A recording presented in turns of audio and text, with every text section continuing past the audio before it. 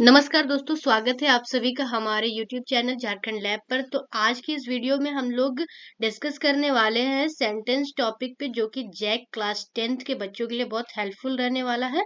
Class 10th जो board exam 2024 में देने के लिए जा रहे हैं, जिसका एग्जाम 6 फरवरी से स्टार्ट है। उस एग्जाम में 3 सवाल सब्जेक्टिव में सेंटेंस से किया जाता है। इसके अलावा ऑब्जेक्टिव में भी ये सवाल किए जाते हैं। यानी अगर आप इस टॉपिक को कवर कर लेते हो तो आपके 5 से 6 नंबर फिक्स हो जाते हैं। यहाँ से बिल्कुल भी गलत नहीं होंगे अगर आप इस टॉपिक को, इस कंसेप्ट को बहुत बढ़िया से समझते हो तो बिना देर किए हुए शुरू करते हैं हम लोग आज के इस टॉपिक को। और इससे पहले मैं बता दूं कि 2-4 और टॉपिक कवर हो चुका है। पहला तो रिमूव टू, जो क्वेश्चन पूछा जाता है। दूसरा मॉडल वर्ब का, ठीक है। मॉडल वर्ब का कंसेप्ट का एक अलग सेपरेट वीडियो है। मॉडल वर्ब का PYQ क्वेश्चन का एक अलग वीडियो है। 20 या 25 क्वेश्चन का सेट मैंने वहां डिस्कस किया है। अगर आप लोग नहीं देखे हो तो इसके आई बटन पे मैं डाल दूंगी इस वीडियो के, आप लोग वहां पर जाकर के देख सकते हो। तो चलिए शुरू करते हैं कि सबसे पहले हम लोग डिस्कस करने वाले हैं कि आखिर सेंटेंस है क्या। ठीक है, इसके कितने टाइप्स होते हैं। देखिए बेसिकली तो सेंटेंस के छह टाइप है, बट हम लोग को यहाँ पे डिस्कस केवल और केवल 3 टाइप करना है। हम लोगों को केवल उतना ही काम करके चलना है जितना कि एग्जाम में हम लोगों के लिए बेनिफिशियल हो। बिकॉज अब हम लोगों के पास उतना टाइम नहीं है कि हम लोग पूरे कंसेप्ट को डिस्कस करें। ठीक है, तो ये चीजें आप लोग बहुत बढ़िया से समझते होंगे। तो इसको शुरू करने से पहले मैं आप लोगों को दिखा दूं कि क्वेश्चन किस टाइप से रहते हैं। तो ये देखिए, यहाँ पर आप लोग देख सकते हो, ये जो सेक्शन मैंने ब्लू पार्ट यहाँ पे लाइन किया हुआ है, यहाँ पर देख सकते हो कि क्वेश्चन कुछ इस टाइप से पूछा जाता है। जैसे एक लाइन लिख दिया, who does not love his country. ठीक है, यहाँ क्वेश्चन पूछ दिया, who does not love his country, और इसको बोल दिया कि इस सेंटेंस को आपको किस में चेंज करना है, असर्टिव सेंटेंस में। फिर देखिए यहाँ पर थर्ड नंबर पे एक क्वेश्चन पूछ दिया कि Ramesh said to me how are you. अब इसको बोल दिया इनडायरेक्ट स्पीच में। तो इस वीडियो में स्पीच पे तो डिस्कशन नहीं होगा, लेकिन हाँ ये सेंटेंस पे डिस्कशन जरूर होगा। इसके अलावा यहाँ पर भी आप देख लीजिए, एक मॉडल पेपर भी यहाँ पर मैं लेकर के आई हूँ, 2024 का ही मॉडल पेपर है। तो यहाँ पर भी आप लोग देख सकते हो कि क्वेश्चन नंबर बी और क्वेश्चन नंबर सी, पहले में क्या बोला है, इंटरोगेटिव में चेंज करिए, और मतलब सी नंबर पे क्या बोला है, असर्टिव में चेंज करिए। इंटरोगेटिव और असर्टिव में चेंज करिए। ओके, चलिए स्टार्ट करते हैं हम। तो सबसे पहले 3 टाइप के, 2 टाइप तो आपको यहाँ से दिख गया, एक interrogative sentence and assertive sentence. एक और सेंटेंस होता है, क्या होता है वो देखते हैं हम लोग इस वीडियो में। तो वीडियो के अंत तक बने रहिएगा, तभी आप लोगों को यहाँ पर सारी चीजें समझ में आने वाली है। ठीक है, तो सबसे पहला हम लोग डिस्कस करते हैं कि असर्टिव सेंटेंस आखिर होता क्या है। असर्टिव सेंटेंस लिखा हुआ इंग्लिश में, मैं समझा हिंदी में भी दूंगी, इसीलिए ध्यान से सुनते रहिएगा आप लोग, और इसको नोट डाउन भी कर लीजिएगा। एग्जाम के टाइम में रिवीजन करके जाना आप लोगों के लिए इजी होगा, क्योंकि ग्रामर में कहीं कहीं पे पूछ भी सकता है, असर्टिव सेंटेंस का डेफिनेशन भी पूछ सकता है। ठीक है, तो इसके लिए आप लोगों को वेल प्रिपेयर्ड रहने की जरूरत है। तो assertive sentence, an assertive sentence is a statement that use a collection of words। कहने का मतलब एक नॉर्मल सा सेंटेंस जिसमें तो नॉट भी नहीं लगा होना चाहिए और क्वेश्चन मार्क भी नहीं लगा होना चाहिए, ना ही एक्सक्लेमेशन साइन होना चाहिए। एक नॉर्मल सा बात होना चाहिए, एक नॉर्मल सा बात, जैसे I am going to market, हम मार्केट जा रहे हैं, मैं मार्केट जा रहा हूँ, मैं मार्केट जा रही हूँ। तो एक लाइन मैंने कहा कि मैं मार्केट जा रही हूँ। यहाँ क्या मैंने प्रश्न किया? नहीं। क्या मैंने नहीं का कुछ वाक्य का, नहीं शब्द का यूज किया? तो नहीं, बस मैंने कहा कि हाँ मैं मार्केट जा रही हूँ। तो यहाँ पर भी देखिए उसी प्रकार से लिखा हुआ है। ठीक है, यहाँ पर आप लोग देख सकते हो क्या लिखा हुआ, I am going to his house, मतलब मैं उसके घर जा रही हूँ। ठीक है, तो यहाँ पर भी क्या हुआ कि मैंने किसी प्रकार का यहाँ पे नॉट का यूज नहीं किया, इस वजह से ये क्या बना, असर्टिव सेंटेंस। तो आई थिंक कि असर्टिव सेंटेंस क्या है, इसका मतलब समझ में आ चुका होगा। ठीक है, अब चलिए हम लोग डिस्कस करते हैं इसके बाद। ठीक है, असर्टिव सेंटेंस का एक और एग्जांपल अगर देना चाहें तो क्या दे सकते हैं कि I am playing, I am going to Delhi, I am eating food, I am running in the on the field, etc. ठीक है, उसके बाद इंटेरोगेटिव सेंटेंस। इंटेरोगेटिव का मतलब सिंपल सा एक मतलब है, एकदम सिंपल सा एक मतलब है कि इसमें क्वेश्चन मार्क रहेगा और ज्यादा कुछ नहीं। इंट्रोगेटिव सेंटेंस आप लाइन देखिएगा, उसमें क्वेश्चन मार्क है, वो इंट्रोगेटिव सेंटेंस है। ठीक है, जैसे how can I do that, how can I do that, what is your name. ठीक है, ये सारे sentence. And the last but not least is negative. Negative is basically contains not, in the sentence. किसी भी sentence में अगर आपको not दिखता है, नॉट या कई जगहों पर नो भी रह सकता है, ठीक है, बट नॉट ही बेसिकली होता है, नो का मीन्स तो फिर चेंज हो जाएगा, नॉट ही देखिएगा तो वो आप लोगों का क्या हो जाएगा, नेगेटिव सेंटेंस। तो यहाँ पर डेफिनेशन जरूरी तो नहीं था, बट एक बार पहचानना जरूरी है आप लोगों की कि आखिर ये सेंटेंस कौन सा है।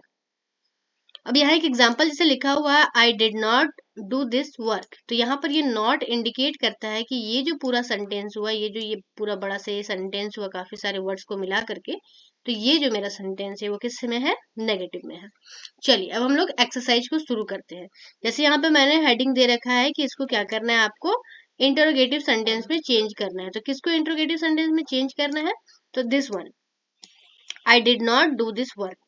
देखिए सबसे सिंपल चीज, सबसे सिंपल चीज यही है कि इंट्रोगेटिव सेंटेंस में चेंज करना है तो आपका जो हेल्पिंग वर्ब होता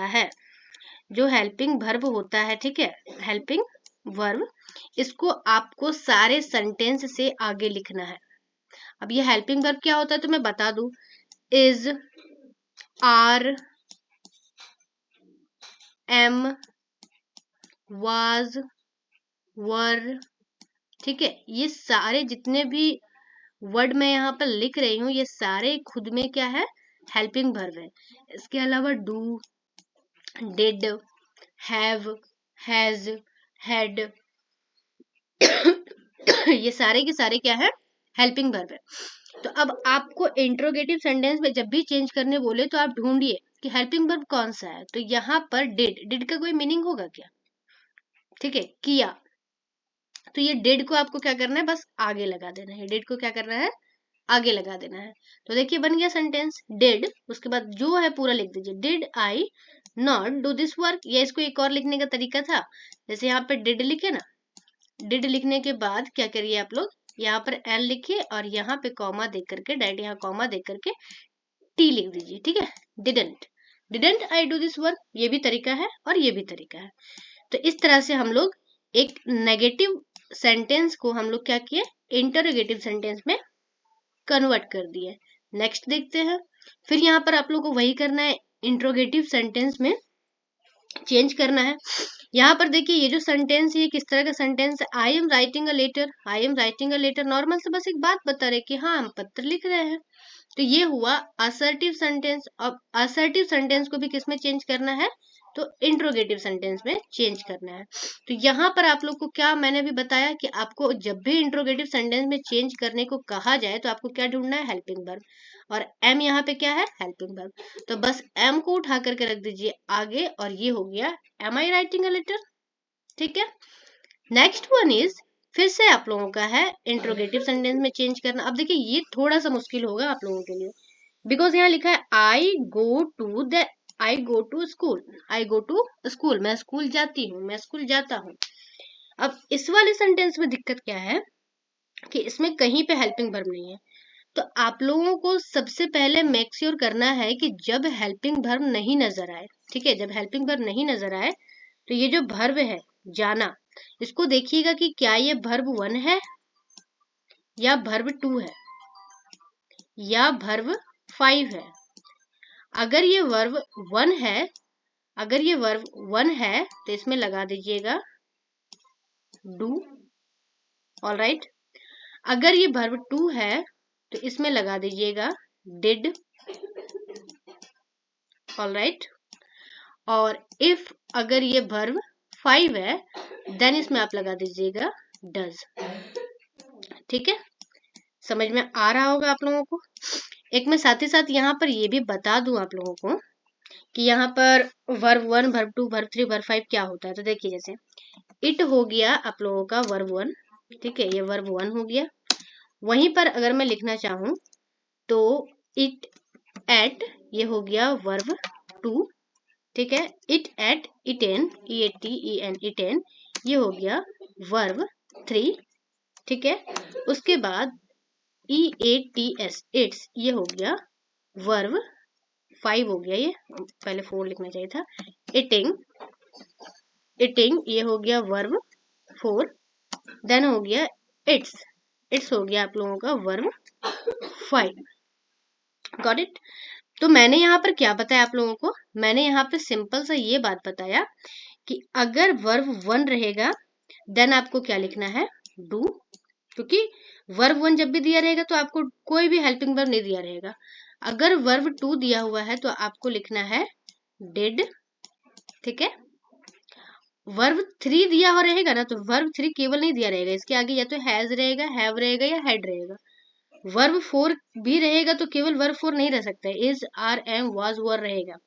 वर्ब फाइव अगर दिया हुआ है तो आप लोग को सिंपली क्या लिखना है, डज। इतना बेहतरीन तरीका, ठीक है, आप लोग को मैं बता दी हूँ, ठीक है। अच्छा लगे अगर आप लोगों को तो इसको नोट जरूर कर लीजिएगा कहीं पर, ठीक है।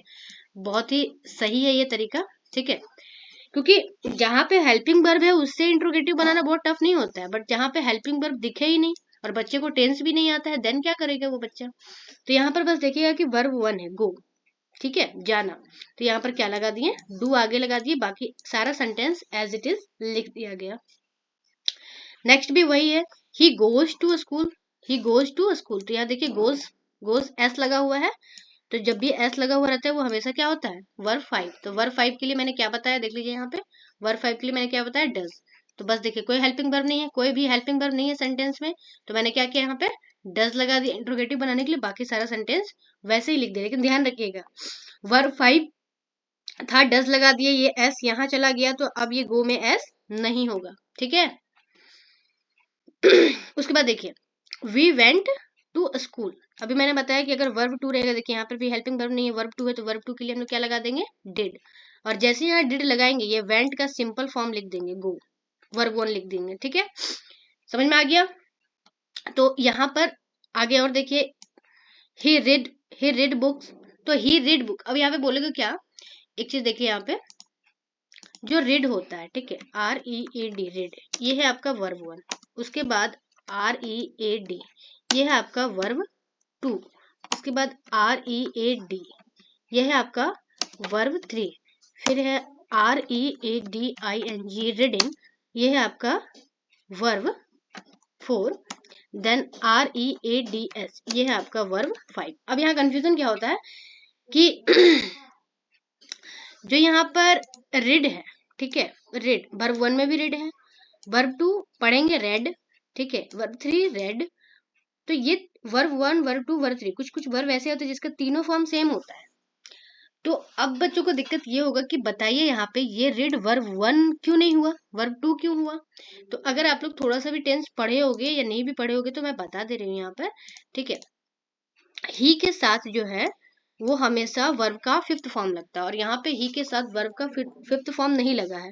इसका मतलब है कि ये जो है वो क्या है, वर्ब टू है, क्योंकि ही के साथ वर्ब का फर्स्ट फॉर्म लग नहीं सकता। तो ये क्या है, वर्ब टू, यानी ये पास्ट में सेंटेंस लिखा हुआ कि ही रेड बुक्स, ठीक है, वह किताबें पढ़ा, ठीक है।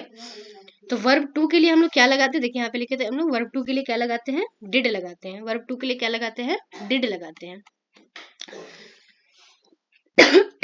सॉरी, वर्ब टू के लिए क्या लगाया हमने, डिड लगाया।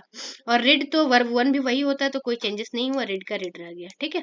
वही अगर मान लीजिए यहाँ पे एट रहता है, A T E ate, eat का एट, तो यहाँ पर डिड लगाते और यहाँ पे क्या लिख देते, इट लिख देते, ठीक है। आगे मैंने प्रैक्टिस के लिए भी आप लोग के लिए क्वेश्चन रखा है, जैसे they eat a mango, they eat a mango, तो दे इट अ मैंगो में क्या हो जाएगा।